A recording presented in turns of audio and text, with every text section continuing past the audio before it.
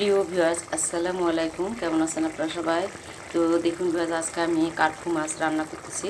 তো প্রথমে আমি মাছগুলো লবণ, মরিচের গুঁড়া এবং হলুদের গুঁড়া দিয়ে সুন্দরভাবে মেখে নিয়েছি। সাথে সামান্য পরিমাণ তেল দিয়েছিলাম, দিয়ে মেখে রেখেছিলাম। তারপর প্যানে তেল দিয়েছি, তেলটা গরম হয়ে আসলে মাছগুলোকে আমি পিট করে সুন্দর করে লাল লাল করে দেখুন ভেজে নিয়েছি। তারপর আমি অন্য একটা প্যানের মধ্যে তেল দিয়েছি। তেলটা গরম হয়ে আসলে পেঁয়াজ কুচি দিয়েছি। পেঁয়াজ কুচিটা যখন ব্রাউন কালার হয়ে আসছে, তখন আমি এখানে আদা বাটা, রসুন বাটা, জিরার গুঁড়া, ধনিয়ার গুঁড়া অ্যাড করেছি। করে সুন্দরভাবে মশলাটাকে কষিয়ে নিয়েছি। মশলাটা কষানো হয়ে গেলে আমি মাছগুলোকে দিয়েছি দেখুন। তারপর মাছগুলো সুন্দরভাবে আমি রান্না করে নিচ্ছি। তো এখানে সব কিছুই দিয়েছি। এখন আমার রান্নাটা কমপ্লিট হয়েছে। তো আমি এখন চুলাটাকে অফ করে দেব।